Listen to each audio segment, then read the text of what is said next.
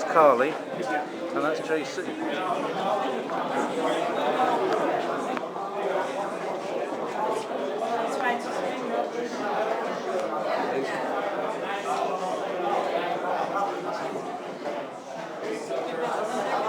I'm going to have to get round there to get the proper.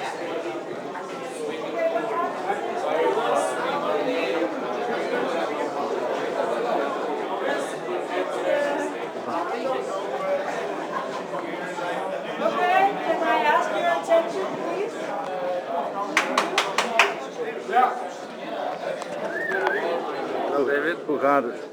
So what happens is that Paul starts his own brewery right next to his father. And it's called the New Carlsberg. And the new production methods of Carlsberg is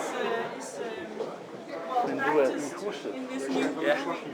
And there is goes a big line, actually a wall between these two breweries, because now they are competitors. For more than 5 years, they're not talking to each other at all, father and son actually, and they're competing, the son is trying to take over the same market which his father is running, so to say. But what happens is that Carl has a huge interest in art. Originally, he wanted to become an artist, but his father forced him to go away. Never a good idea. Dance with him as a brewer. His interest in art doesn't go away, but now he's a huge art collector, and he takes some travels all around Europe, especially Southern Europe, Rome, Greece, France, where he buys a lot of art. And this huge collection, it's growing and growing, and he decides to start to exhibit. So every Sunday afternoon, he invites all of Copenhagen to come and see his and his wife's art collection. A lot of Copenhageners do. And actually when he's an old man, he decides to even have a museum built called New Carlsberg, which is a huge collection. It's actually 90% of its collection is the collection he has with his wife gathered in his life. And if you have more days, I recommend you to see this. So Carlsberg has the largest collection of beer bottles in the world, probably. That's just part of it, what we see now. We're going to be able to look beers from all around the world. You could do polytechnics, polyglots. Polyglots could probably practice a lot of languages. Here's some German ones here. Holsten, the old client of mine, from Holstenstrasse in Hamburg. And they're my wife's favourite product, Vitamonts. It's not actually a beer, it's alcohol-free. It's one of my wife's favourite products. And here's Carlsberg itself. And next to it, the Tuborg. I can't read that. But some Chinese beers there, nice ones. Pips Blå. Ide Blå, Ide Blå. And there's Carlsberg done in different languages. That's interesting. So there's what Carlsberg looks like in Arabic and in Chinese, and it looks like a Hebrew version of it. Is that? There's a Thai version of Carlsberg. There, very good. It's not just Pepsi Cola that can do that stuff. And there, Carlsberg Piva is the Russian version of it, and some old versions of the label you can see up there. Fantastic. That's brilliant, isn't it? So the interesting thing is that even if I had drunk all of that beer from all over the world, all the beer in all the bottles in all the world, I still wouldn't believe in evolution. So here we've got the swastikas, a recurring symbol on Kanye Cranston's buildings and colours, an Indian sign building that, which is good. So there you go, he's using the swastika not for Nazi reasons, in case you were wondering. Anybody who says so is not telling the truth. So there we are, we're outside now in the old courtyard. Thankfully the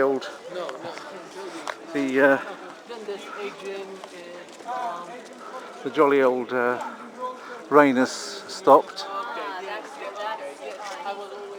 But basically this was all started at this location in 1847. The same year, by the way, in which Hans Christian Andersen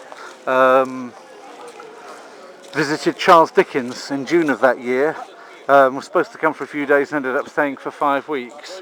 After which Charles Dickens stopped talking to him and stopped answering his letters after he left, and never spoke to him again, which is, I think, is a little bit childish of good old Charlie there. And basically,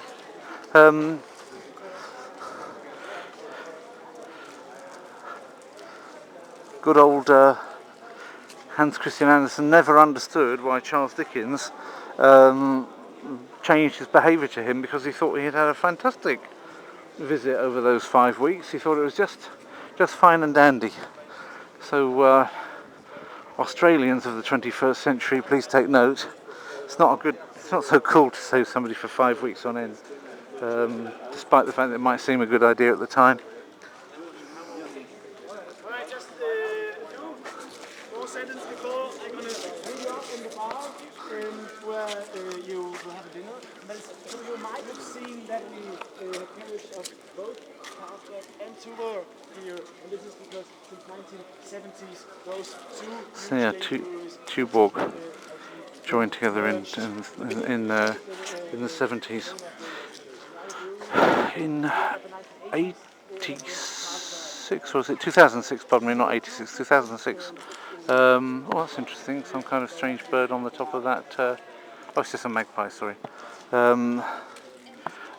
Basically, they closed it in 2006, 2008. They gave it to development.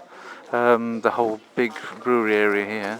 They moved their production to Jutland, to the area where their family had originally come from. However, that's not unusual that inner city breweries are it's not necessarily the most effective way. Also, if you don't have access to water, if the reserve of clean water dries up, then you haven't got a brewery. So, but you might have perfectly good development land, especially given the lovely historical buildings that you can have converted into other things which may be very pleasant to live in. So that's what's going on here at the moment. It's not a sad story, because of course the beer continues, and it still is probably one of the best in the world outside of the Czech Republic. So there you are. At dricka en öl, en tog fläske, det kvicka väst, av första kulsyra, det onslippes i fängsel, den gulne fare, det ledsinge boble, på vej mot overfladen, og det fede skum. Eller den sure bedre smag, det blander sig med udtag af aromanuancer.